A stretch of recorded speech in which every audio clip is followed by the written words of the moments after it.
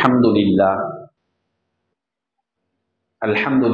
نحمده ونستعینه ونستغفره ونؤمن به ونتوکل علیہ ونعوذ باللہ من شرور انفسنا ومن سیئات اعمالنا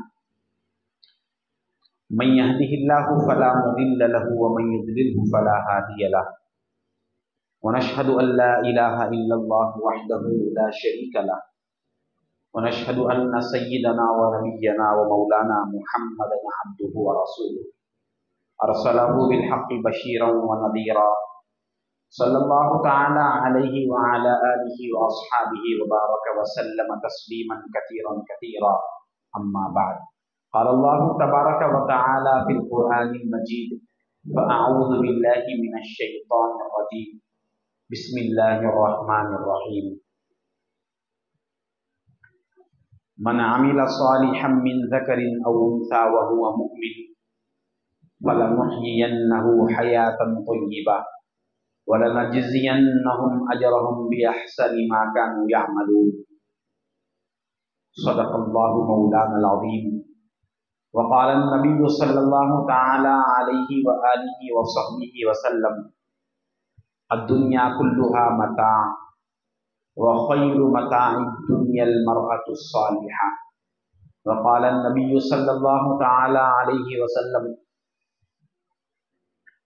حبب إلي من دنياكم ثلاث الطيب والنساء وقرة عيني في الصلاة أو كما قال صلى الله تعالى عليه وسلم وقال تعالى بشأن حبيبه جلالا وإكراما إن الله وملائكته يصلون على النبي يا أيها الذين آمنوا صلوا عليه وسلموا تسليما اللهم صل على سيدنا ومولانا محمد النبي الأمي وعلى آل سيدنا ومولانا محمد النبي الأمي الذي قرنت البركة بذاته ومحياه وتعطرت العوالم بطيب ذكره ورجاه. السلام علیکم ورحمۃ اللہ وبرکاتہ. معزز ماں و بہنوں، اللہ جل شانہ و عم نوالہ کا بے انتہا شکر ہے کہ اس نے ہمیں سرکار دو عالم صلی اللہ علیہ وآلہ وصحبہ وسلم کے امت بابرکہ میں پیدا فرمایا اور ہمیں اس پیدائش پر بے انتہا فخر عظیم عنایت فرمایا. بے پایا کرم ہے اس رب العالمین کا کہ اس نے ہمیں اس پرآشوب اور پرفتن دور میں آج تک زندہ رکھا. اپنے منشا کو سمجھنے کے لیے، اپنے احکام پر عمل کرنے کے لیے قرآن جیسی نعمت عظمیٰ سے سرفراز فرمایا. ساتھ ہی ساتھ آج اللہ تعالیٰ نے ہمیں اپنی اصلاح کے لیے، اپنے ایمان کی تجدید اور اس کی حفاظت کے لیے ایک موقع عطا فرمایا.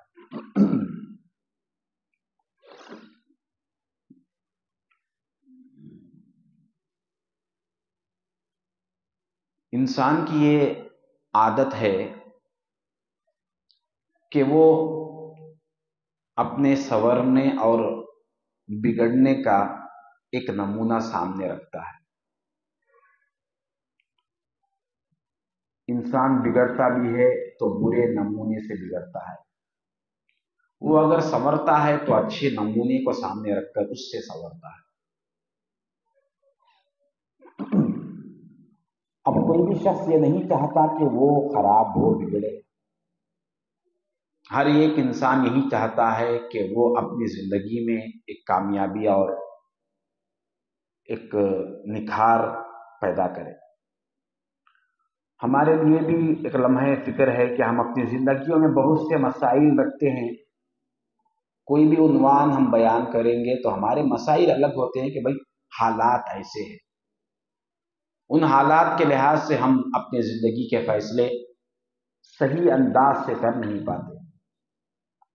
اسی لیے اللہ تبارک و تعالی نے قرآن کریم میں بھی اپنی اس سنت کو جاری رکھی ہے کہ وہ اپنے کچھ نیک بندے اور نیک بندیوں کا ذکر کرتا ہے اور اس ذکر کے ذریعے سے چند نمونے اللہ قائم کرتا ہے کہ تم اپنی زندگی کو ان کی زندگی کی طرح ڈیزائن کرو. تم چاہ کر اپنی زندگی میں تبدیلی نہیں لا سکتے. چند نمونے ہم تمہارے سامنے رکھتے ہیں، ان نمونوں کو سامنے رکھ کر اپنی زندگی کو بدلو. تو آج ہم ایک مایہ ناز خاتون جن کی بہت بڑی شہرت ہے بزرگی میں، اللہ والوں میں، ہم ان کا تذکرہ کریں گے اور ان کے تذکرے سے اپنی زندگیوں کو درست کرنے کی کوشش کریں گے. وہ نام گرامی ہیں حضرت رابعہ بصری رحمت اللہ تعالی علیہ. یہ بھی ایک ہم جیسی ہی خاتون تھی. یہ ایک بات یاد رکھیے، جب ہم کسی اچھے نمونے کو، کسی ولی کا یا کسی بزرگ خاتون کا تذکرہ کر رہے ہیں تو ہرگز یہ نہ سمجھے کہ وہ آسمان سے اترے ہوئے کوئی فرشتہ یا آسمان سے اتری ہوئی کوئی خاتون ہے. ایسا ہرگز نہیں ہے. وہ بھی ہماری ہی طرح ایک انسان تھی جو ضروریات زندگی ہمارے درمیان ہیں، جو مسائل زندگی ہمارے درمیان ہیں، جو حالات ہماری زندگیوں میں ہیں، جو مشکلات ہماری زندگیوں میں ہیں، ویسے ہی آفتیں، مشکلات اور ویسے ہی ضروریات ان کی زندگی میں بھی تھی. مگر ان تمام حالات کو رکھتے ہوئے، مسائل کو رکھتے ہوئے انہوں نے اپنی زندگی کو کیسے درست کیا. بہت سے مسائل ہونے کے باوجود، گھریلو مسائل، خاندانی مسائل، اولاد کے مسائل، خود کے بیماریوں کے مسائل، ان تمام کو سامنے رکھتے ہوئے انہوں نے اللہ کو کیسے راضی کیا اور اپنی دنیاوی زندگی کو کیسے کامیاب بنایا، اپنے آخرت کی تیاری انہوں نے کیسے کی. ان تمام چیزوں کو رکھتے ہوئے یہ بہانہ ہرگز نہیں چلتا کہ وہ اور تھے، وہ بڑے تھے، ان کا زمانہ الگ تھا، ہم اور ہے، ہمارا زمانہ الگ ہے. یہ ذہن سے نکال دے. یہ ذہن میں رکھ کر سنیں گے تو یہ بیان سننا اور ان کا تذکرہ کرنا بھی بے سود اور بے فائدہ ہے. کوئی فائدہ نہیں ہے اس کا. تو ہم ان کی زندگی کا مطالعہ کریں گے کہ انہوں نے اپنی زندگی کے حالات کو سامنے رکھتے ہوئے اپنے پروردگار کو کیسے راضی کیا، اپنی زندگی کے مقصد کو انہوں نے کیسے سمجھا. وہ جس خاندان میں پیدا ہوئی آپ، وہ خاندان انتہائی غریب تھا. یہ ایک بہت اہم مسئلہ ہے. اس میں آج ہر شخص یہ چاہتا ہے کہ میں اپنی زندگی کے ضروریات کسی طرح سے پوری کروں. ہر خاتون، ہر بہن یہی چاہتی ہے کہ میں جیسا چاہتی ہوں ویسی زندگی مجھے مل جائے. یہ نہیں چاہتی ہماری مائیں کہ اللہ جیسی زندگی دینا چاہتا ہے میں اس سے راضی ہو جاؤں. کتنا فرق ہے. آپ حضرت رابعہ بصری رحمت اللہ علیہ جس خاندان میں پیدا ہوئی وہ انتہائی غریب خاندان تھا. آپ سے پہلے آپ کی 3 بہنیں تھیں، چوتھی آپ تھی، چوتھی بیٹی تھی آپ. اپنے والد، ان کے والد کا نام اسماعیل تھا، ان کی چوتھی بیٹی تھی، اس لیے ان کا نام رابعہ رکھا گیا. عربی میں رابعہ کہتے ہیں چوتھی لڑکی کو، چوتھی عورت کو. رابعہ اس لیے نام رکھا. بڑی قسم پرسی، پہلے سے ہی تنگ دستی تھی، غربت تھی، فقیری تھی. یہ فقیری بھی ایک بہت بڑی نعمت ہے، یہ غربت اور تنگ دستی بھی بہت بڑی نعمت ہے. اللہ تعالیٰ جس کو دین دینا چاہتا ہے اکثر اس کو دنیا سے دور رکھتا ہے، کیونکہ انسان دنیا زیادہ مل جانے کے بعد دین پر عموماً قائم نہیں رہتا. دنیا ملنے کے بعد اس کے دھوکے سے بچنا، اس کے فریب سے بچنا، اس کے امتحان اور آزمائشوں سے بچنا یہ بہت کم لوگوں کی صلاحیت کی بات ہے. تو اتنی بڑی بزرگ خاتون جس گھر میں پیدا ہو رہی ہے، اللہ تبارک و تعالیٰ ان کی بدولت دولت وغیرہ دے دینا تھا، مگر نہیں، غربت کو رکھا. یہ سنت تھی سرکار دو عالم صلی اللہ علیہ وسلم کی. ان کے والد یہ سوچ کر اپنی بیوی سے کہنے لگے، پہلے 3 بیٹیاں تھی، ایک اور بیٹی بھی اللہ دے دیا، مگر غربت کی یہ حالت ہے، میں نے زیادہ کام کر سکتا ہوں نہ ان کے ضروریات کا ہم انتظام کر سکتے ہیں. یہ سوچ کر یہ کہہ رہے تھے کہ بھائی یہ دینے والا امانت دیا اللہ ہے، اس کی حفاظت بھی وہی کرے گا۔ کیا کہہ رہے ہیں؟ یہ بیٹیوں کو دینے والا کون ہے؟ اللہ ہے، اس کی حفاظت اور اس کی ضرورت کون پورا کرے گا؟ اللہ ہی پورا کرے گا۔ ہمارے پاس بھی بیٹیاں ہیں، ان کے رہن سہن کے، ان کے شادیوں کے مسائل آ جاتے ہیں، کیا ہم نے اپنے دل سے یا اپنے مولا کے سامنے کھڑے ہو کر اس کے سامنے دونوں ہاتھ اٹھا کر یہ پوچھا کہ اے اللہ یہ امانت تو نے دیا ہے، اس کی حفاظت بھی تو کر دے، اور اس کی ذمہ داریاں اور اس کے جو کچھ کام و کاج ہے وہ تیرے حوالے ہم کرتے ہیں۔ ہم نے یہ کام آج تک نہیں کیا، اور اس پر یقین بھی نہیں کرتے کہ اس طرح کرنے سے کیا کام ہو جاتے۔ اب ہوا نہیں۔ دیکھیے یہ امانت، یہ اولاد دیا کون ہے؟ بیٹا یا بیٹیاں دیا کون ہے؟ جو پروردگار، ہم تو خرید کر نہیں لائے، اپنی محنت سے نہیں بنائے، اللہ نے دیا ہے، تو اب اس کی حفاظت کی ذمہ داری کس کی ہے؟ اس کی ضروریات کو پورے کرنے کی ذمہ داری کس کی ہے؟ ان کے شادیوں کی ذمہ داری کون ہے؟ سب اللہ کے اوپر ہے۔ بندے کی ذمہ داری صرف یہ ہے کہ یہ اس امانت کو اللہ کے حوالے کر دے، اتنی سی بات اس کو ہے۔ مگر انسان معمولی ذمہ داری کو چھوڑ کر بڑی ذمہ داری کو اپنے اوپر ڈال لیتا ہے کہ میں نہیں کرے تو کیسا، میں یہ کروں وہ کروں۔ تو وہ اس طرح بول کے رات میں سو گئے تو کیا عجیب کارنامہ ہوتا ہے۔ رات میں سرکار دو عالم صلی اللہ علیہ وسلم حضرت رابعہ بصری رحمت اللہ علیہا کے والد اسماعیل کے خواب میں تشریف لاتے ہیں، اور تشریف لا کر فرماتے ہیں اے اسماعیل کیوں پریشان ہو؟ تم نے جو بات کہی ہے کہ اللہ کے حوالے کر دیا، امانت اللہ کی ہے، میں نے اللہ کے حوالے کر دیا، اسی لیے میں اللہ کے حکم سے تمہارے پاس آیا ہوں۔ جاؤ، یہ جو لڑکی پیدا ہوئی ہے یہ بڑی بزرگ خاتون ہے، یہ اللہ کی پاک باز بندی ہے، اس سے اللہ تعالیٰ دین کا بہت کام لے گا۔ ان کو نمونہ بنا کر بہت سی عورتیں اپنی زندگیوں میں انقلاب پیدا کرے گی، بہت سے مرد بھی اللہ کے قریب ہوں گے۔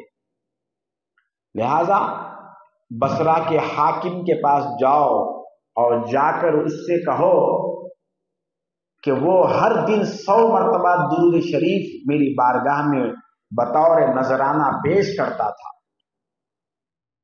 لیکن جمعرات کے دن وہ 400 مرتبہ درود شریف کا نذرانہ بھیجتا تھا۔ اس جمعرات کو وہ حکومت کے ضروری کاموں میں مشغول ہونے کی وجہ سے 400 مرتبہ جو درود بھیجنا تھا وہ درود اس نے نہیں بھیجا۔ یہ کیسا معمول تھا؟ بادشاہ وقت بھی ہوتا تو اس کا معمول ہوتا تھا، اسی سے ان کی زندگی کی برکتیں تھی۔ بارہا ہم کہہ رہے ہیں اپنی زندگی کی برکتوں کو درود شریف میں تلاش کرو، یہ ہوا ہے یہی ہوگا۔ من صلی علیہ واحدہ صلی اللہ علیہ وسلم، جو سرکار دو عالم صلی اللہ علیہ وسلم پر 10 مرتبہ درود، 1 مرتبہ درود بھیجتا ہے، سرکار پر تو درود جائے گا، اس سے پہلے درود بھیجنے والے کے اوپر 10 رحمتیں اللہ نازل فرما دیتا ہے۔ 100 مرتبہ ہر دن وہ حاکم بصرہ درود پاک کا نذرانہ بھیجتا تھا، جمعرات کے دن 400 دفعہ بھیجتا تھا۔ اب کے جمعرات کو بھول گیا، سرکار دو عالم نے فرمایا جاؤ اس سے کہو کہ وہ اس 400 کے بدلے میں تمہیں کچھ عطا کر دے، تمہیں 400، ایک روایت میں کہ 400 درہم دے دے تمہیں اس کے بدلے میں۔ یہ صبح اٹھے، بیدار ہوئے، اور سرکار دو عالم صلی اللہ علیہ وسلم کے کہنے کے مطابق اس کے دربار میں پہنچے۔ سپاہیوں نے روکا، کہا کہ مجھے خاص بات کرنا ہے تمہارے حاکم سے۔ کہا کہ تم نہیں جا سکتے، تمہارا کیا کام ہے تمہارا؟ تو آخر میں حضرت اسماعیل والد رابعہ بصری فرمانے لگے مجھے سرکار دو عالم صلی اللہ علیہ وسلم نے خواب کے ذریعے ایک پیغام دیا ہے، وہ حاکم وقت ہی کو بتانا ہے۔ جب یہ کہا تو کسی وزیر نے جا کر بادشاہ کو سنایا، تو بادشاہ خود دروازے کے پاس آ گیا ان کو لینے کے لیے، اور لے کر اپنے خاص کمرے میں، حجرے میں، مہمان خانے میں لے کر گیا اور پوچھا بتاؤ سرکار نے میرے بارے میں کیا فرمایا؟ تو انہوں نے کہا کہ تم روزانہ 100 دفعہ درود پاک کا نذرانہ بھیجتے ہو، جمعرات کو 400 دفعہ بھیجتے ہو، اب کے گزشتہ جمعرات تم بھول گئے تھے، سرکار دو عالم نے 400 درود کے بدلے میں 400 درہم دینے کا حکم دیا۔ یہ سننا تھا، وہ رو پڑا بادشاہ، کیا میری اتنی حیثیت ہے کہ آقا دو جہاں صلی اللہ علیہ وسلم کی مجھ پر توجہ تھی؟ درود جو پڑھتا ہے اس پر حضور کی یقیناً توجہ ہوتی ہے، عنایت کرتے ہیں اس کو نوازتے ہیں سرکار۔ کیا سرکار کے بارگاہ میں میری پیشی ہوتی تھی؟ حضور کو یاد ہے میں غلام، یہ خوش ہو گیا اور 400 درہم حضور کے کہنے پر دے دیا اور اپنے طرف سے ان گنت نے درہم اور دینار دے کر روانہ کیا۔ وہ گئے اور ان کی ضروریات وغیرہ پوری ہوئی، لیکن ساتھ ہی ساتھ کیا ہوا، چند ہی دنوں میں، چند ہی سالوں میں بصرہ میں ایک بہت قحط پڑ گیا، بارشیں بند ہونے لگی، قحط پڑ گیا، بہت بڑا قحط پڑ گیا۔ وہ جو کچھ ان کے پاس مال و دولت تھی، اس سے جو کچھ کاروبار کیے تھے، وہ سارا دھیرے دھیرے سب ختم ہو گیا، پھر قحط بہت ہو گیا، یہاں تک قحط پڑ گیا کہ لوگ ایک دوسرے کے گھر لوٹنا شروع کر دیے۔ وہ زمانہ تھا اولاد کو بھی، بچوں کو بھی، مردوں کو بھی لوگ چھوٹے بچے اگر ہوتے تو ان کو بھی لوٹ لیتے تھے اور بستیوں میں، بازاروں میں، دوسرے شہروں میں لے کر جاتے اور وہاں بیچتے تھے۔ ادھر انہی دوران حضرت رابعہ بصری کے والد کا انتقال ہو گیا، والد کا انتقال ہو گیا، اور چند دن کے بعد والدہ کا بھی انتقال ہو گیا قحط کے دور میں۔ اب ایک بڑی بہن تھی، اسی کے تحت میں یہ تینوں بہنیں تھیں اور چھوٹی بہن حضرت رابعہ بھی تھی۔ چوروں کا حملہ ہوا جیسے دوسرے گھروں پر ہوتا تھا، ویسا اس گھر پر بھی ہوا اور ان کے بہنوں کو لے کر گئے وہ، اور بازاروں میں ادھر ادھر بیچ دیے۔ پھر اس کے بعد یہ 4 بہنوں کے ملنے کا تذکرہ کہیں بھی نہیں ملتا ہر طرف، لیکن یہ تربیت یافتہ تھی۔ اس وقت حضرت رابعہ بصری کی عمر تقریباً 13 یا 14 سال کی عمر تھی آپ کی، جب آپ کو بیچ دیا گیا کسی بازار میں، اور جس نے آپ کو بیچا تھا وہ ہوتے ہوتے کسی دوسرے مقام پر ان کو پہنچا دیا گیا، ان کو پتہ بھی نہیں چلا کہ وہ کہاں گئی، یہاں تک کہ بغداد میں آپ کو بیچ دیا گیا۔ اب کوئی پتہ نہیں کہ کون رشتہ دار ہے، نہ اپنا وطن ہے، نہ اپنا کوئی جان پہچان کا ہے۔ بتائیے اس حال میں ایک انسان کی کیا کیفیت ہوگی؟ اتنی جو بڑی بزرگ بنی ہے، اتنا بڑا جو مقام ملا ہے، عام آرام والی زندگی گزار کر کسی کو نہیں ملا۔ بڑی مصیبتیں، مشقتیں، گھر ہی چھوڑ گیا، ماں باپ کا انتقال ہو گیا، اتنی مصیبتوں میں آنے کے بعد ان کو اللہ تبارک و تعالیٰ کی بارگاہ سے نوازشیں ہوئی ہے، یہاں تک کہ ان کو بیچ دیا گیا کسی ایک خیبہ خانے میں، جہاں پر جسم فروشی ہوتی ہے، عورتوں کا سودا ہوتا ہے، وہاں پر بیچ دیا گیا۔ مگر اللہ تبارک و تعالیٰ کا کرشمہ یہ تھا کہ جب وہاں پہنچی، ان کے زندگی کا معمول تھا اپنے والد کی صحبت میں رہ کر انہوں نے جو تربیت حاصل کی، اس تربیت نے رنگ لانا شروع کیا۔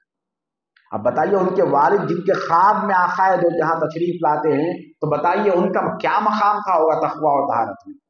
حضور چونکہ خواب میں نہیں آتے ہیں کسی کے خواب میں تشریف لائے ہیں، اتنی عنایت کیے ہیں، تو ان کا بھی مقام ہوگا، کیا تقویٰ ہوگا، کیا عبادت ہوں گی۔ اپنے بیٹیوں کو انہوں نے اخلاق کے زیور سے، عبادتوں کے زیور سے آراستہ کیا، اور حضرت رابعہ فرماتی ہے ان کے بعد جب بھی کھانا کھانے بیٹھتی تو پوچھتی اپنے والد سے، ابا جان کیا یہ حلال کا لقمہ ہے؟ کبھی بھی پوچھتی یہ حلال کا؟ کہتے کہ بیٹی یہ میں حرام آج تک نہیں کمایا، آج تک نہیں کمایا۔ تو پھر حضرت رابعہ کہتی تھی اپنے والد سے، ابا جان آپ ہی نے تو قرآن پڑھ کر ہمیں بتایا تھا کہ جو لقمہ حرام کا ہمارے پیٹ میں جاتا ہے وہ قیامت کے دن اس کو اللہ تعالیٰ جہنم کا لقمہ بنا کر ہمارے پیٹ میں ڈالے گا۔ میں اس سے ڈر کر پوچھ رہی ہوں، ورنہ آپ کی گستاخی کرنا مقصد نہیں ہے۔ ہم نے سوچا جو پیسہ آ رہا ہے شوہر لائے یا ہمیں کہیں سے ملے، ہم نے کتنے دفعہ سوچا کہ یہ کتنا حرام کا ہے یا حلال کا ہے۔ ان کی نگاہ یہ تھی کہ حرام لقمے کو جب وہ ہاتھ رکھتے تو وہ اس طرح سے اس کو محسوس کرتے تھے کہ گویا کہ یہ جہنم کے آگ کا ایک ڈلہ ہے۔ تو اب ان کو ایسے مقام پر پہنچنا پڑا تو ان کا معمول یہ تھا کہ وہ صرف نماز میں اپنا زیادہ وقت لگاتی تھی۔ آپ کی کل سیرت کی کتابوں میں یہ بات درج ہے، کثرت سے نماز پڑھنے میں آپ کی مثال ہی نہیں تھی۔ صرف اللہ سے کہتی تھی، آپ کسی کو بتانے کا کوئی موقع ہی نہیں ہے۔ اے اللہ، میں کہاں پیدا ہوئی، میرے ماں باپ کہاں تھے، اب میں کہاں آ گئی ہوں مجھے پتا نہیں، تیرے سوا میرا کوئی محافظ نہیں ہے، میں کمزور ہوں، میں عورت ذات ہوں، ناتواں ہوں، میری حفاظت فرما۔ جب مرد وہاں آنے لگے، آپ کو اللہ نے بے انتہا حسن سے نوازا تھا۔ کوئی بھی مرد پیسے دے کر آپ کے حجرے کا انتخاب کر لیتا، جب آپ کے قریب ہوتا تو اس سے کہتے ٹھیک ہے تم میرے سے برائی کا ارادہ رکھ کے آ گئے ہو، ٹھیک ہے برا کرنے سے پہلے ہم تھوڑی سی نیکی کر لیں گے، پہلے سے ہم نیکی کر لیں گے انشاءاللہ، اس کے بعد جب برا کرنا ہی ہے تو رات تو بہت لمبی ہے، تھوڑی دیر نیکی کر لیں گے۔ تو اس کو اس بات کا اثر ہو جاتا تھا اور کہتا بھائی تھوڑی نیکی کرنے کے بعد برا کرنے میں خرابی کیا ہے۔ یہ دیکھیے، یاد رکھیے، کبھی بھی نیکی اور برائی دو سامنے آ جائے تو برے کو پریفرنس دینے والا گھاٹے میں، خسران میں گیا۔ پہلے گناہ کرنے کے بعد میں نیکی کرنے والا یہ بیوقوف آدمی ہے، عقل مند نہیں ہے، دین میں عقل مند نہیں ہے، کیونکہ جیسے ہی وہ پہلے گناہ کرے گا تو دوبارہ اس کو نیکی کی توفیق نہیں رہتی۔ ہاں کوئی پہلے نیکی کر لیتا ہے تو اس نیکی کی برکت سے اللہ تبارک و تعالیٰ اس مرد کو یا اس عورت کو پھر اس نیکی کی برکت سے گناہ سے محفوظ کر لیتا ہے۔ یہ اللہ کی سنت ہے، یہ اللہ تبارک و تعالیٰ کی سنت کو حضرت رابعہ نے اختیار کیا۔ پہلے ہم نیکی کر لیں گے پھر گناہ کر لیں گے۔ ان کو معلوم ہے کہ نیکی کا اثر یہ ہوگا کہ اس نیکی کی برکت سے یہ گناہ سے محفوظ ہو جائے گا۔ اسی لیے سرکار دو عالم صلی اللہ علیہ وسلم کی امت کو اللہ تعالیٰ 5 نمازیں دیا ہے۔ 5 نمازیں کیا ہے؟ یہ 5 پہرے ہیں انسان پر، 5 پہرے ہیں ہر مرد اور عورت کے لیے۔ جیسے ہی نماز پڑھے گا اس کے بعد کے گناہوں سے محفوظ ہو جائے گا۔ ان الصلاۃ تنہا عن الفحشاء والمنکر، قرآن کہہ رہا ہے یہ نماز وہ ہے، یہ ایسی نیکی ہے کہ تم اس کے پڑھنے کے بعد یہ نماز خود تمہاری برائیوں سے تمہیں حفاظت کر لے گی، تمہیں برائی کی طرف جانے نہیں دے گی یہ نماز۔ یہ قرآنی فارمولہ حضرت رابعہ بصری رحمت اللہ علیہا نے اختیار کیا اور فرمایا پہلے ہم نیکی کر لیتے ہیں، لہذا وضو کا پانی رکھا ہوا ہے، آپ وضو کر لیں، وضو کرنے کے بعد 2 رکعت نماز پڑھنے کا حکم دیتے، ادھر وہ بھی نماز پڑھتا ادھر یہ بھی نماز پڑھتی، ادھر وہ سجدے میں گیا یہ ادھر سجدے میں جاتی اور اپنے مولا کی طرف رجوع کرتی، اے پروردگار یہ تیرا بندہ ہے، یہ بندہ تیرا ہی ہے، مگر کسی نے اس کو غلط راستے پہ ڈال دیا، شیطان اور نفس کے شکنجے میں آ گیا تھا، میں نے اس کو تیری بارگاہ میں جھکا دیا، اس کے دل کو تو میں جھکا سکی، یہ میرے قابو میں تھا، مولا میں اس کے سر کو تو جھکا دی، یہ میرے قابو میں تھا، اس کا دل تو تیرے ہاتھ میں ہے، میں نے سر کو جھکا دیا، اب دل کو جھکانا تیرا کام۔ اپنے گھروں میں مردوں سے بھی آفت ہے ہم کو، میں جانتا ہوں بہت سے عورتوں کے مرد ان کو صحیح نہیں دیکھتے، ظلم و ستم کے تکلیفوں کے حالات سے گزرنا پڑتا ہے۔ یہ فارمولہ اختیار کیجئے جو حضرت رابعہ بصری رحمت اللہ علیہا نے اختیار کیا۔ اولاد بگڑ گئی ہے، یہی طریقہ ہے، اللہ کی بارگاہ میں ان کو بھی عبادت کی طرف مائل کرے اور اپنے آپ کو بھی عبادت کی طرف لائے اور اللہ سے کہہ دے کہ اللہ اس کا دل برائی کی طرف جا رہا ہے، اس کا دل تو تیرے ہاتھ میں ہے۔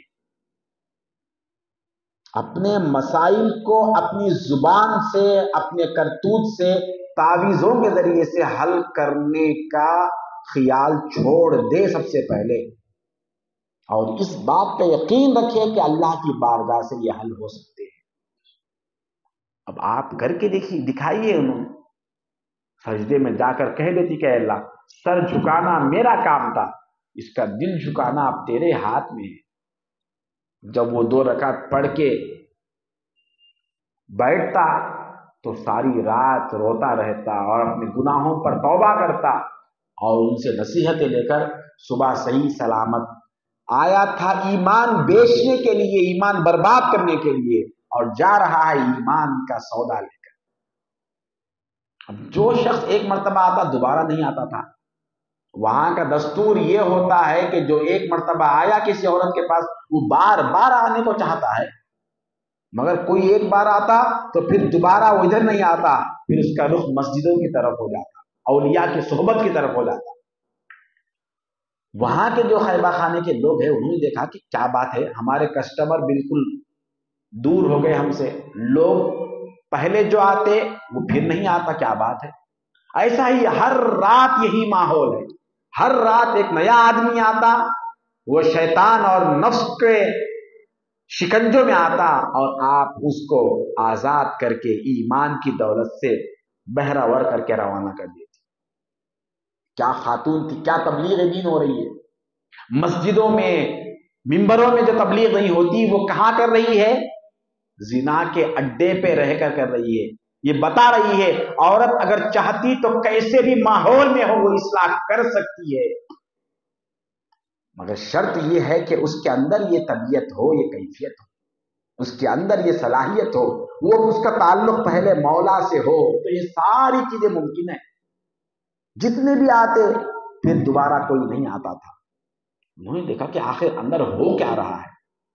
ایک دن وہ جو وہاں کا ذمہ دار تھا وہ کھڑکی سے اندر دیکھنے لگا کہ کیا ہو رہا ہے. تو یہ اندر عبادت ہو رہی ہے، نمازیں ہو رہی ہے، توبہ استغفار درود، ساری رات اس کی عبادت میں گزار دی.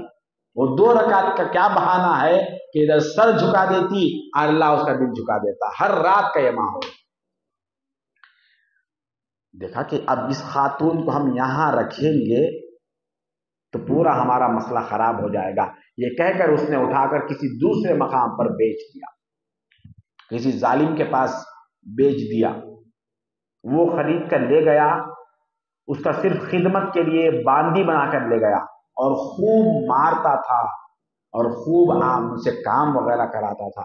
آپ صرف یہ کہتی تھی مجھے دن میں جتنا بھی کام چاہے لے لو، مگر رات میں مجھے کام مت بولو، رات میں مجھے میرے مولا کے لیے چھوڑو. تم میرے آقا ہو، خرید لیے ہو، دن کے حد تک تمہارا حق ہے. میرا پیدا کرنے والا بھی میرا رب ہے، میں اس کی خدمت بھی کروں، اس کی بھی عبادت کروں. رات بھر اللہ کی بارگاہ میں رہتے تھے اور شکر گزار ہو کر رہتے تھے. اتنی مصیبتیں ہوئی یہاں تک کہ وہ روزانہ دباؤ ڈالتا تھا کہ جنگل کو جائے اور لکڑیاں چن کر لائے. کبھی کمزوری کی وجہ سے زیادہ لکڑیاں نہیں لا پاتی تو پھر آپ کو مارتا تھا. یہ وہ خاتون ہے، اتنی مصیبتیں ہیں، کبھی زبان سے اللہ کی بارگاہ میں شکوہ شکایت نہیں کی. اب رات دن بھر یہ حالت ہوتی، دن بھر یہ تکلیفیں ہوتی، دن بھر مار بھی کھاتی. اب رات میں اللہ کی حضوری میں سجدہ ریز ہو کر اللہ کی بارگاہ میں کہتی اے اللہ تجھے تیری اس محبت کی قسم ہے جو تو رابعہ سے کرتا ہے. کیا کہہ رہی ہے؟ اے اللہ تو جو رابعہ سے محبت کر رہا ہے، تجھے اس محبت کی قسم میرے گناہوں کو معاف کر دے، مجھے ان ظالموں کے چنگل سے ہٹا دے. میں رات ہی میں تیری بارگاہ میں آ سکتی ہوں، دن بھر میں تیری بارگاہ میں آ نہیں سکتی، دن میں بھی آنے کی توفیق عطا فرما. یہ پوچھ رہی ہے. نیکی کی توفیق ہم نے کبھی پوچھی؟ ہم دنیا کے اچھے کپڑے پوچھ لیے، اچھے کھانے پکانے، اچھا گھر پوچھ لیا، کیونکہ ہمارے ذہن و فکر پر محض دنیا سوار ہے. ہمیں جب بھی مانگا دنیا کو مانگا. اس لیے جن کے پاس دین کی، ایمان کی، اللہ اور اس کے رسول کی اہمیت ہوتی تھی، وہ جب بھی ہاتھ اٹھاتے تھے وہ دولت مانگتے تھے. اے اللہ رات ہی کو بلا رہا ہے، دن کو کیوں مجھے محروم کر رہا ہے؟ مجھ سے کیا گناہ ہو گیا؟ مجھے دن میں بھی اپنی بارگاہ میں حاضری نصیب فرما. جب یہ کہہ رہی تھی ایک رات اس مالک کی، وہ آقا کی آنکھ کھل گئی. اس نے کہا کہ تم کیا کہہ رہی ہو؟ तुम अपने अल्फाज को वापस लो, तौबा करो। अल्लाह को तुमसे मोहब्बत है या तुम्हें अल्लाह से मोहब्बत करना चाहिए? आम बात है, बंदे को अल्लाह से मोहब्बत करना चाहिए, और तुम ये कह रही हो कि अल्लाह तू जो मुझसे मोहब्बत करता है मैं उसका वास्ता देती। तो हजरत राबिया कहने लगी, अगर अल्लाह ताला को मुझसे मोहब्बत नहीं है तो तू मेरा आका है, तुझे सुलाया क्यों? मैं बांधी हूं, मुझे जगाया क्यों? सारा बसरा, सारा बगदाद सो रहा है, इन सबको नींद दिया क्यों? और मुझको नींद से दूर करके अपने बारगाह में लाकर खड़ा किया क्यों? मुझसे मोहब्बत है इसीलिए तो मुझे सोने नहीं दिया, और तुमसे मोहब्बत नहीं है इसलिए तुमको जागने नहीं दिया। नेकी की तौफीक गनीमत है दोस्त, मेरी बहनों, मेरी माओ, नेकी की तौफीक अगर मिल गई है तो ये समझिए कि अल्लाह की बारगाह में हमारा एक मकाम है। सिर्फ दुनिया कमाएंगे, ये मुकद्दर है, ये मिल ही जाएगा। उनको भी मुसीबतें हैं, उनकी भी आफतें हैं। उसने देखा कि ये बड़ी बाकमाल खातून है, इनको इस तरह से नहीं करना चाहिए। आगे चल के वो शख्स जो है उनको आजाद कर दिया, जाओ तुम जहां जाना चाहती हो जाओ, ऐसी पाक खातून को मैं अपने पास नहीं रख सकता। मैं तुमसे जो खिदमत लिया हूं मुझे माफ कर दो, हो सके तो मुझे माफ कर दो, तुम जहां चाहती हो चले। वहां से आप निकली, तकरीबन आपकी उम्र उस वक्त जो है 25 से 35 साल की तारीख में बयान की जाती है। फिर वहां से निकलकर जब वो बसरा को लौटती है जहां उनका खानदान आबाद था एक जमाना, वहां जाकर देखती तो पूरी बस्ती खत्म हो चुकी, पूरे खंडरात में तब्दील हो चुके, वहां कोई नहीं है। तो आपने एक सुनसान मकाम का इंतखाब कर लिया जहां कोई नहीं है, ऐसे मकाम को इंतखाब किया ताकि लोगों से दूर रहे, अपने मौला से करीब रहे। ऐसा मकाम इख्तियार कर लिया उन्होंने। छोटी सी झोंपड़ी का वहां पर उन्होंने इंतजाम किया, जो कुछ वो पैसे दिया था रुखसत करते हुए उनका वो आका, उसे छोटी सी झोपड़ी बना ली, उन्हीं खंडरात में रहना शुरू किया। किसी को पता नहीं, मगर होते होते वहां से आपकी शोहरत हुई। अब तक दुनिया को नहीं मालूम कि राबिया बसरी भी एक अल्लाह ताला की मकबूल बंदी है। याद रखिए, अल्लाह तबारक व ताला अपने किसी भी बंदे को वो चाहे जितना भी छुपना चाहे, अपनी किसी भी बंदी को वो चाहे जितना छुपना चाहे, अल्लाह उसको छुपाता नहीं। और उसी तरह जो भी गुनाह हम करते हैं वो गुनाह भी नहीं छुपता, गुनाह भी नहीं छुपता, नेकी भी नहीं छुपती। गुनाह जाहिर होगा, बदनामी होगी, नेकी भी जाहिर होगा और उससे नेक नामी भी होगी। ये दोनों तयशुदा है। लेकिन दोनों का मतलब यह है कि गुनाह जाहिर होने का मतलब यह है कि अल्लाह उसको तौबा की तौफीक देना चाहता है।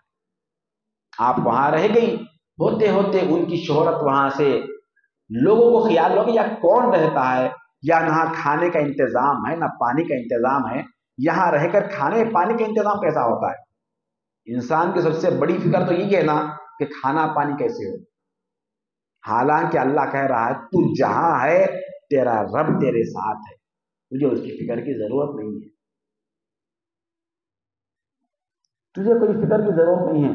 लोग जब इत्तला लेने के लिए आते तो उनकी हालत को देखकर, उनकी इबादत को देखकर, जब भी लोग आते आपकी इबादत में नमाज मसरूफ होती, उनके उस जगह को देखकर एक सुकून महसूस करते कि भाई यहां पर तो खंडरात, हर तरफ जंगल का इलाका है, मगर इतने थोड़े से मकाम में इतना सुकून क्यों है?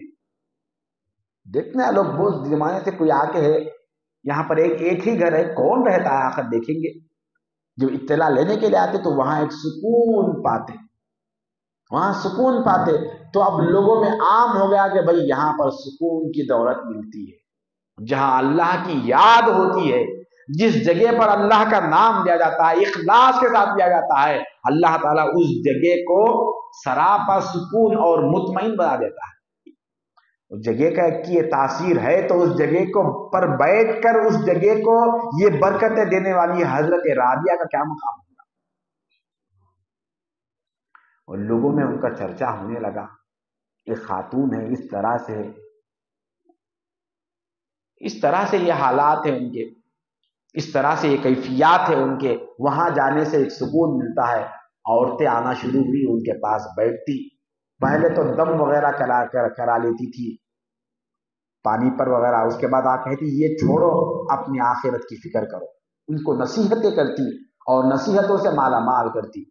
وہاں سے جو عورتیں آتی ان کے صحبت میں بیٹھتی اپنی زندگی میں تبدیلی لاتی تھی.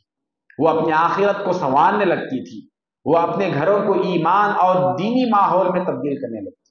یہ حالات ان کے گھر سے، ان کے ارشادات سے، ان کے صحبت و سنگت سے عام ہونا شروع ہوا ہر طرف کہ یہ خاتون ہے، یہ بصرہ کی ہی تھی، یہ رابعہ ہے.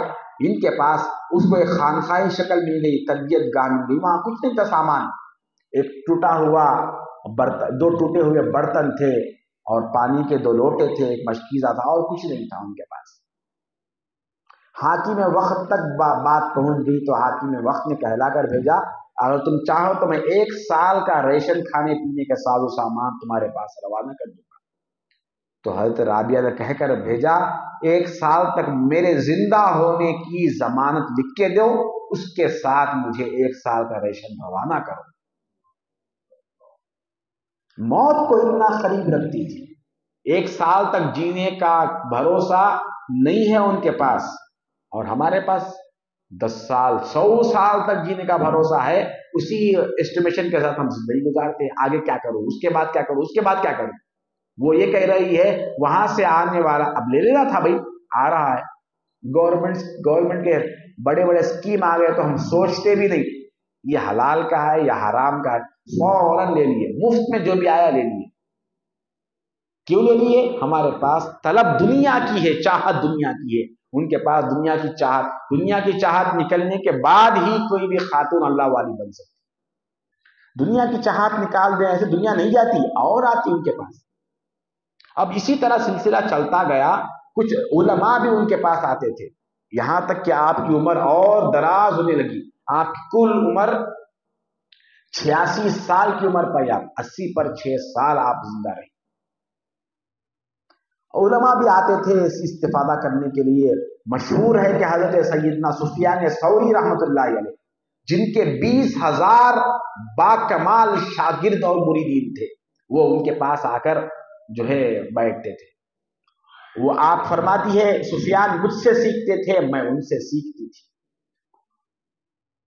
تو کچھ علماء بھی آیا کرتے تھے. اب دیکھیے اللہ کی طرف جن کا خیال ہوتا، جن کی چاہت دنیا کی نہیں رہتی آخرت کی رہتی، ان کے پاس کیسے کمالات ہوتے ہیں. وہ 4 علماء ایک دفعہ ان کے پاس آ گئے. 4 علماء بہت دیر تک بہت سے سوالات کرتے گئے. ان کی نصیحتیں بھی ہوتی رہی، تربیت بھی ہوتی رہی.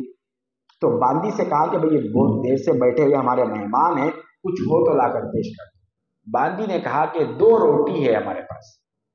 یہ علماء پہلے سوچنے لگے کہ بھئی اب 2 ہی روٹی ہے، ہر ایک کو آدھی روٹی ملے گی، آدھی روٹی ملے گی، زیادہ نہیں ملے گی.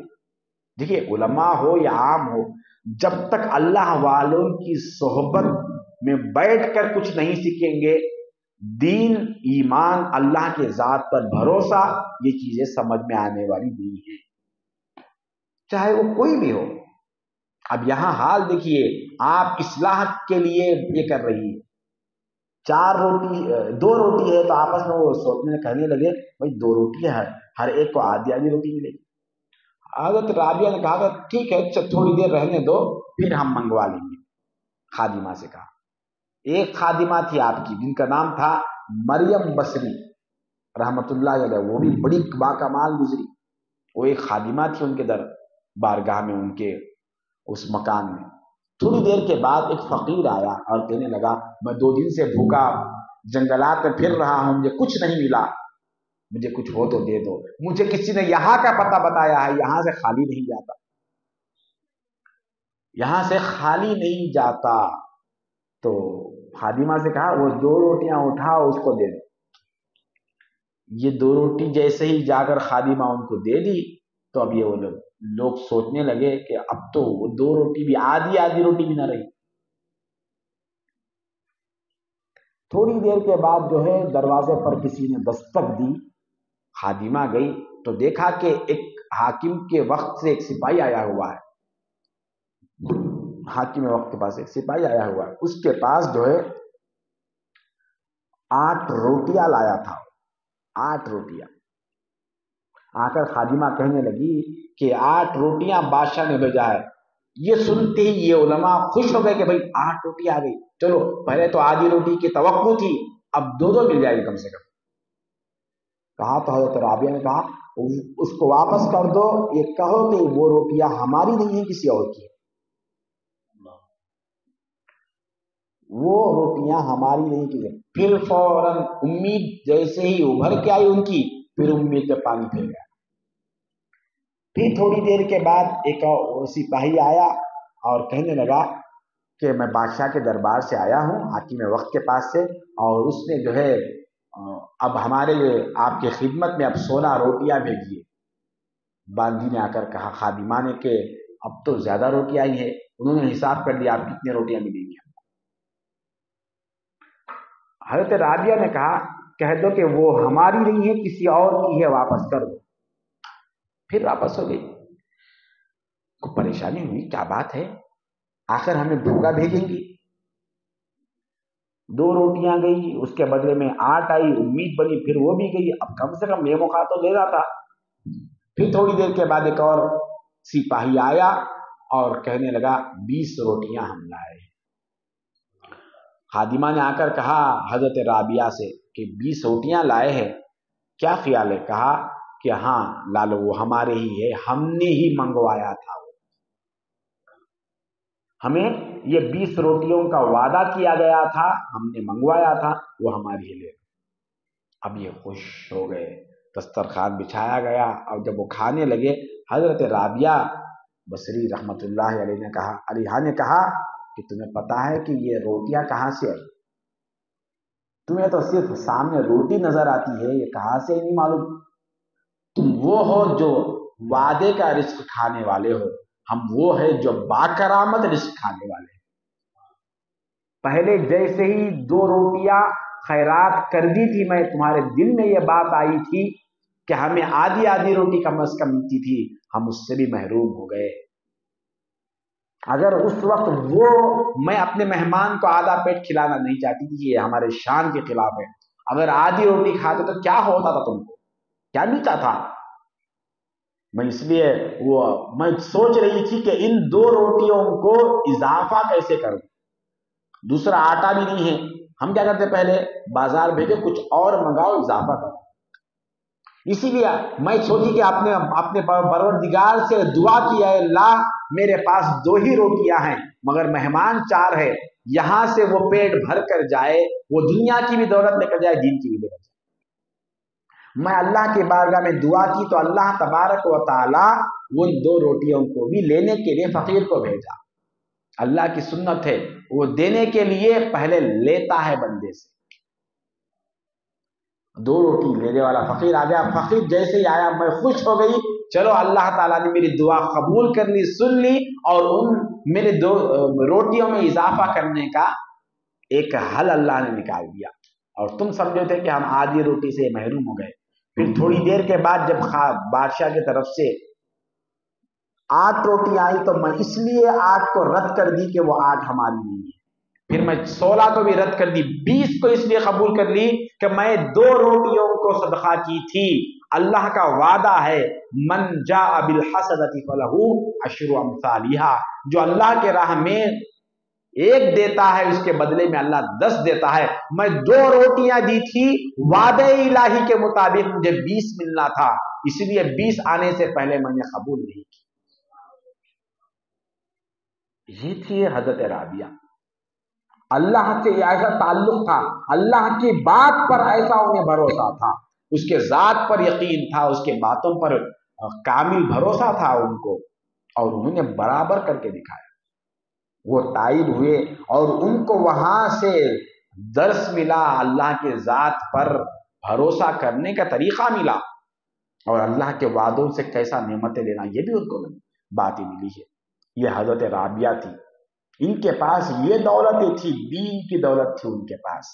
لوگ آتے اور اس طرح سے مالا مال ہوتے اور سیراب ہوتے، جو بھی آتا وہاں سے آپ کے پاس سے دنیا کی محبت سے اپنے آپ کو نکالتا اور دین سے مالا مال ہوتا، عبادت کا شوق بڑھتا تھا۔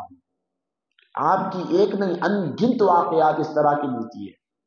آپ کے پردے کے مسائل ہے، اور کبھی بھی آپ کسی کے سامنے نہیں گئی، ہمیشہ جتنا بھی وقت گزرا چہرے پر نقاب ہوتا تھا، نقاب ہوتا تھا۔ کبھی بازار کو وہ جو واقعہ میں سنایا تھا کہ وہ لکڑیاں لینے کے لیے جنگل میں جاتی تھی تو نقاب پہن کر جاتی تھی، کسی نے آتے ہوئے بازار سے گزرتے ہوئے آپ کو آنکھوں کو دیکھ لیا اور آپ کے قریب آ گیا۔ نوجوان کہنے لگا مجھے تمہاری آنکھیں بہت خوبصورت پسند آئی ہے، تو آپ کہنے لگے ٹھیک ہے میرے ساتھ آ جاؤ۔ جب گھر پہنچی کہا کہ تم یہیں رکے رہو، میں ابھی آتی ہوں۔ گھر کے باہر ٹھہرائی اور وہ آنکھیں انہوں نے نکال کر ایک چھوٹی سی تشتری میں ڈال کر بھیجا، خادمہ لا کر پیش کر دیا، یہی آنکھیں تھی جسے تم پسند کرتے تھے، لے لو۔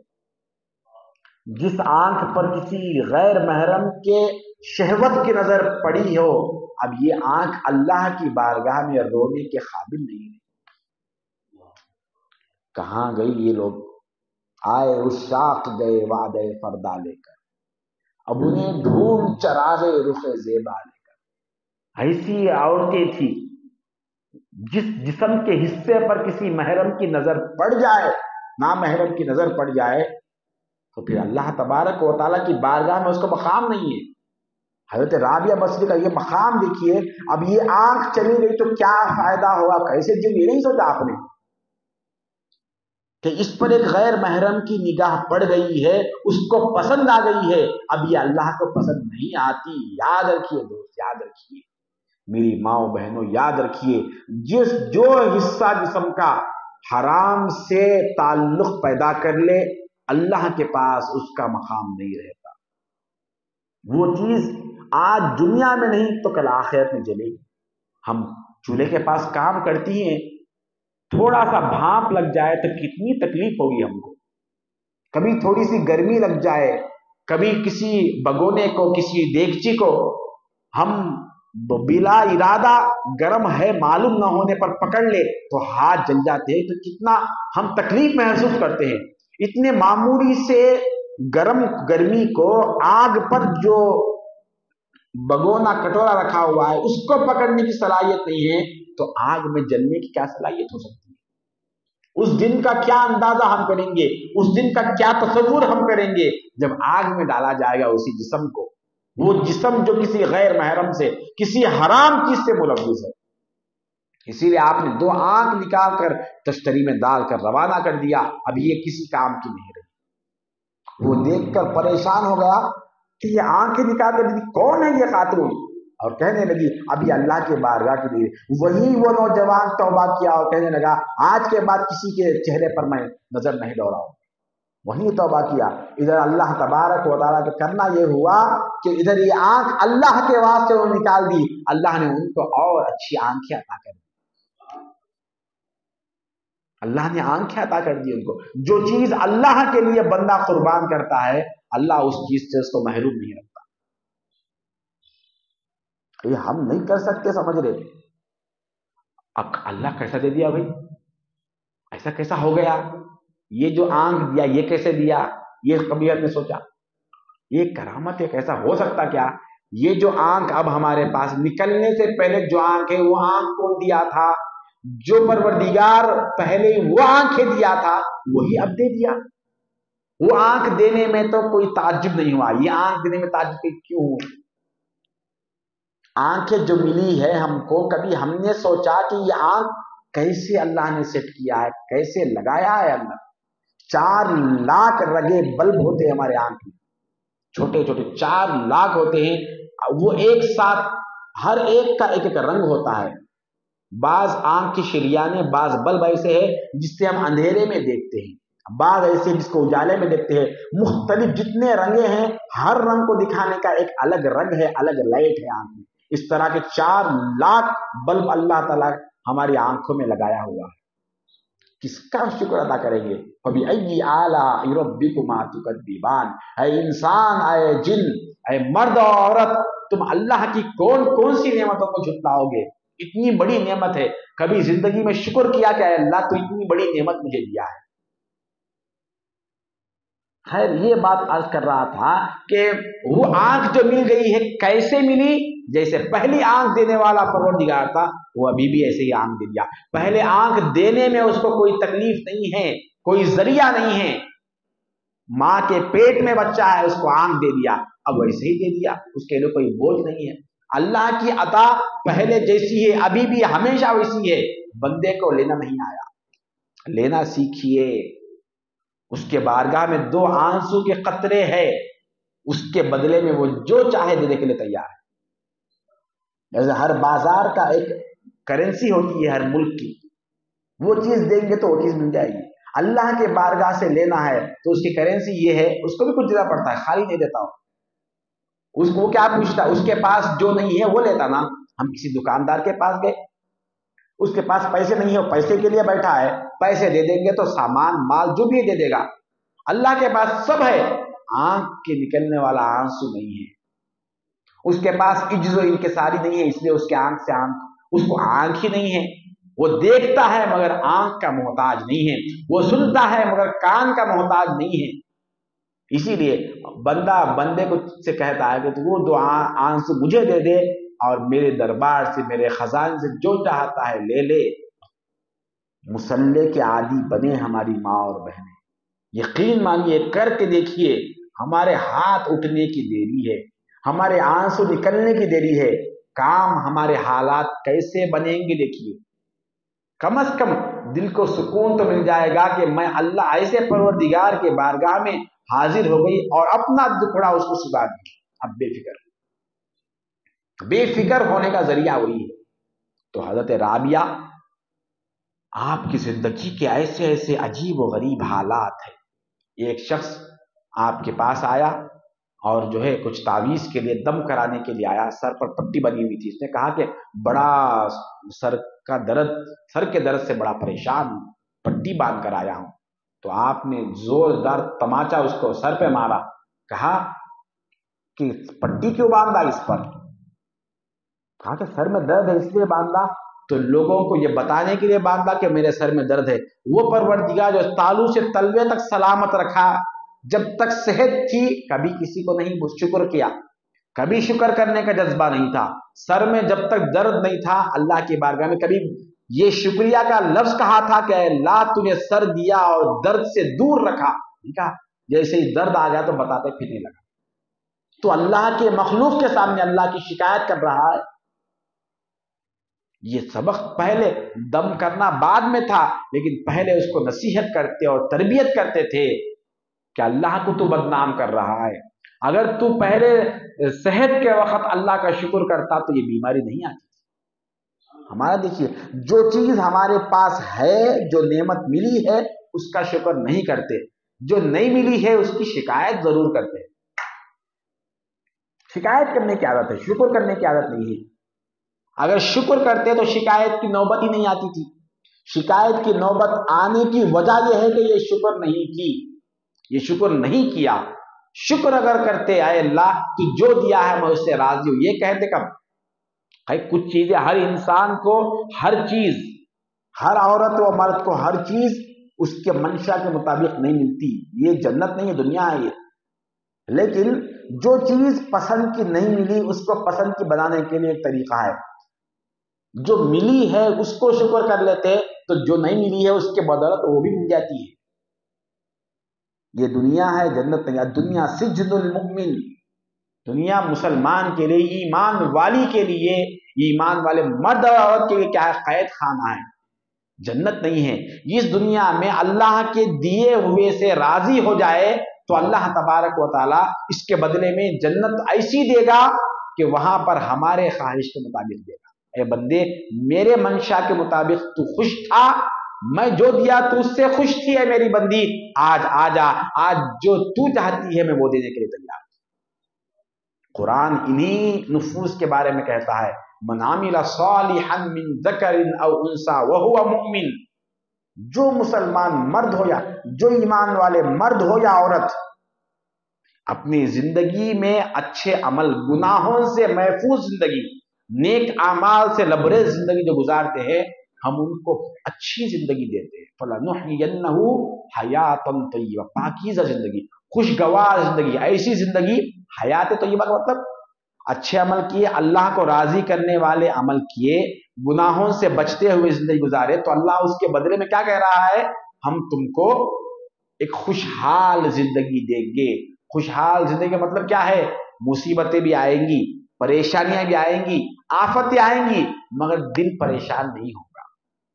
بیماری آئیں گی مگر پریشان نہیں ہوں گے، مصیبت آئے گی پریشان نہیں ہوں گے، کیسے بھی حالات آ گئے مگر اللہ پریشان نہیں کرتا۔ اس سے بہت فرق ہے۔ مصیبتیں انبیاء پر بھی ہے، اولیاء پر بھی آتی ہے۔ حضرت رابعہ کا واقعہ سنایا میں آپ، کتنا مارا گیا، بیچ دیا ان کو، لکڑیاں لانے پر مجبور کیا گیا، سارا دن محنت کرتی تھی، تکلیفیں آئیں، بہت تکلیفیں، جس گھر میں پیدا ہوئی تنگ دست تھے، غربت تھی، فقیری تھی، اتنے حالات تھے، مگر کیا ہوا؟ پریشانی آتی تھی، پریشان نہیں ہوتے تھے۔ یہ نہیں ہے، وہ نہیں ہے، جنت نہیں ہے یہ، لیکن اس کے لیے اللہ تعالیٰ جنت کا مقام رکھا۔ فَلَنُحْيِيَنَّهُ حَيَاةً طَيِّبَةً، ہم ان کے لیے کیا رکھے ہیں؟ ایک پاکیزہ زندگی رکھے ہیں۔ وَلَنَجْزِيَنَّهُمْ أَجْرَهُمْ بِأَحْسَنِ مَا كَانُوا يَعْمَلُونَ، اور ان کو ہر ایک نیکی کا بدلہ دیں گے۔ نیکی کا بدلہ ہے، یہ قرآن کہہ رہا ہے، جس پر ہمارا ایمان ہے، تم جو بھی نیکی کرے اس کا بدل آئے گا، وہ چھوڑ دے گا نہیں۔ اللہ نہیں دیکھا لیکن ابھی فی الفور نہیں آتا، اس کے لیے وقت ہے، جب دینا ہے تب دے گا۔ اگر نیکیوں کا بدلہ اللہ دنیا میں دے گا تو یہ ہمارا انتہائی گھاٹا سودا ہے۔ دنیا میں کیا ملتا؟ دنیا کے بدلے میں دنیا ہی ملتی نا۔ دنیا میں اگر دے گا اللہ تعالیٰ بدل تو وہ ختم ہو جائے گا، کیونکہ یہ دنیا ختم ہونے والی جگہ ہے۔ اسی لیے اللہ کہہ رہا ہے کہ اے بندے، اے میری بندی، تو نیکی کر، تو عبادت کر، نماز پڑھ، مگر اس کا بدل دنیا میں نہیں دوں گا۔ دنیا میں دوں گا تو ختم ہو جائے گا، ہمیشہ رہنے والی آخرت میں دوں گا، تاکہ وہ نعمت ہمیشہ تیرے ساتھ رہے۔ کون سا اچھا ہے ہمارے لیے؟ تو دوستو، اللہ تبارک و تعالیٰ نے بہت بڑی نعمت یہ دیا کہ ہمیں اس انسان بنایا، کہ سرکار دو عالم صلی اللہ علیہ وسلم کی بابرکت امت نے پیدا فرمایا اور ہمیں اس مجلس میں آنے کا موقع دیا۔ اور میں بھی بہت شکر گزار ہوں کہ ہمارے بہنوں کے لیے ایک مجلس کا انتظام کیے ہیں۔ سب سے بڑی اصلاح کی ضرورت ہماری ماؤں بہنوں کی ہے، کیونکہ ان کے ہاتھ میں، ان کے گود میں ایک نسل ہوتی ہے۔ گھر کے اصلاح کا سارا ذمہ مرد سے زیادہ عورتوں پر ہوتا ہے، عورتوں کا اثر ہوتا ہے، ان کے پورا کھانا پینا ہاتھ میں ہمارے ہی ہے۔ وہ جس حال میں رہیں گی، ان کی کیفیت جو رہے گی، اس کے سارے اثرات ان پر ہوں گے۔ عورت نبی نہیں بنتی مگر نبی کو ضرور جلتی ہے، عورت ولی نہیں ہوتی لیکن ولی کو ضرور جلتی ہے۔ عورتوں کا بڑا مقام اسلام نے دیا ہے۔ بعض لوگ یہ بیان کر دیتے کہ بھائی عورتیں جو ہے شیطان کے آلے ہے، عورتیں جو ہے ویسی ہے ایسی ہے۔ اسلام کا ایسا کوئی تصور نہیں ہے۔ اسلام نے عورتوں کو انتہائی حسین اور اچھا مقام دیا ہے۔ سرکار دو عالم صلی اللہ علیہ وسلم نے فرمایا، حدیث شریف میں آپ کی خدمت میں پیش کیا، دیکھیے کتنا بڑا مقام حضور دے رہے ہیں۔ الدنیا کلھا متاع، دنیا کی ہر چیز ایک فائدے کی چیز ہے، پوری ہر چیز میں کچھ نہ کچھ دنیا کا فائدہ ہے، لیکن خیر متاع الدنیا، دنیا کی سب سے بہترین فائدے کی چیز، بہترین چیز اگر کوئی ہے، المرأۃ الصالحہ، وہ نیک عورت ہے۔ مرد کو نہیں فرمایا، مرد دنیا کی بہترین چیز نہیں فرمایا۔ دنیا میں اگر زمین و آسمان کے درمیان کوئی بہترین چیز اگر ہے تو حضور پاک صلی اللہ علیہ وسلم کی نظر میں نیک عورت ہے۔ کیا مقام دیا! لیکن یہاں پر المرأۃ الصالحہ فرمایا حضور نے، صرف عورت نہیں، صالح عورت، صالح عورت، نیک خاتون جو ہے، اس کا حضور کی نگاہ میں اتنا بڑا مقام ہے، اتنا بڑا درجہ وہ حضور نے ان کو دیا ہے۔ کیا بتائیے! یہ نہیں ہے کہ یہ عورتیں جو ہے، بعض لوگ بولے جنت سے عورت ہی اتار کے لائی، ایسا بالکل نہیں۔ اتنا بڑا سب سے بہترین چیز قرار دیا، یہ اچھی ہو گئی تو سب سے بہتر ہے۔ یہ صحیح ہے، آپ خود یہ فیصلہ کر سکتے ہیں کہ اگر عورت بگڑ جائے تو اس سے خراب بھی کوئی، جس کا مطلب دونوں بھی راستے سامنے رکھ دیا کہ تم اپنے اندر اللہ کی عبادت کو لاؤ، دنیا کی محبت نکالو، عبادت کا ذوق شوق پیدا کرو، جو بھی معاملہ کرنا ہے اللہ کی بارگاہ میں رجوع ہو کر، اللہ میرے یہ مسائل ہے، تھوڑا 2 منٹ کے لیے وقت نکال نہیں سکتے ہم اللہ سے رجوع ہو کر، اللہ سے نہیں پوچھ کے کہاں ہے اللہ؟ ہم زبان سے بولنے کی ضرورت نہیں ہے، دل ہی دل میں جو کہیں گے وہ بھی اللہ تعالیٰ سن لیتا ہے۔ رگے جان سے قریب ہے، ہمارا شوہر ہم سے دور ہے، باپ بھائی دور ہے، اللہ دور نہیں ہے، وہ چلے جاتے یہ کبھی نہیں جاتا، وہ یہ ساتھ ہے، اسی لیے کب مجھے پکارتے پکارو، میری بندی مجھے کب پکارتی میں حاضر ہونے کے لیے تیار۔ یہ یقین، یہ ایمان آئے گا، پورے مسائل ہمارے حل ہو جائیں گے۔ درود شریف اور استغفار کو اپنے لیے لازم کر لے، اس پر اپنی زندگی کو کاربند رکھے، انشاءاللہ ہر مسئلہ ہمارا حل ہو جائے گا۔ میں بڑا شکر گزار ہوں، یہ زنانی محفل جو رکھتے ہیں ہماری بہنوں کی اصلاح کے لیے، ان سے گفتگو کرنے کے لیے ایک موقع ملتا ہے، بڑا شکر گزار ہوں۔ یہ سنت رسول بھی ہے، سرکار دو عالم صلی اللہ علیہ وسلم صحابیات آ کر کہتی تھی یا رسول اللہ مرد تو بہت استفادہ کرتے ہیں، ہمارے لیے موقع عطا فرمائیے۔ تو حضور پاک صلی اللہ علیہ وسلم ہر ہفتے میں غالباً حضرت عبداللہ بن مسعود رضی اللہ تعالیٰ عنہ کی روایت کے مطابق جمعرات، ہر جمعرات کو سرکار دو عالم صلی اللہ علیہ وسلم ان کے لیے وقت دیتے تھے، جس میں حضور کے ساتھ ازواج ساتھ ہوتی تھی اور پردے کے پیچھے عورتیں بیٹھی رہتی تھی، ان سے حضور خطاب فرماتے تھے، ان کے مسائل ہوتے تھے، مسائل پوچھتے تھے، ان کے جواب دیتے تھے، اور ان کی اصلاح، ان کو کن چیزوں کو ان کی زندگی میں لانا ہے وہ بھی حضور بیان کرتے تھے۔ لہٰذا میں ان کا بھی بڑا شکر گزار ہوں، ہماری مائیں بہن جو آئی ہیں ان کا بھی شکر گزار ہوں۔ ان باتوں پر عمل کرنے کی کوشش کرے۔